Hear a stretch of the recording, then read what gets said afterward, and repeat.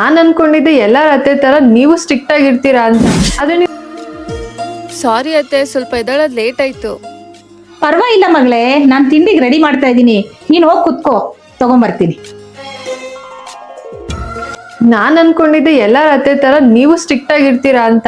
ಆದ್ರೆ ನೀವು ತುಂಬಾನೇ ಒಳ್ಳೆಯವರು. ಹೋಗಮ್ಮ ಕುತ್ಕೋ. ನಿಮ್ಮಮ್ಮ ಮಾತ್ರ ತುಂಬಾನೇ ಒಳ್ಳೆಯವರು. ಐ ಮೀನ್ ನನ್ನ ಅತ್ತೆ. ಮತ್ತೆ ಎಷ್ಟೇ ಆದ್ರೂ ನಮ್ಮಮ್ಮ ಅಲ್ವಾ? ತಗೋ ಮಗಳೇ ತಿಂಡಿ. ಅಮ್ಮ, ನಾನು ಮನೇಲಿದ್ದೀನಿ, ನನ್ ಕಡೆನೂ ಸ್ವಲ್ಪ ನೋಡು.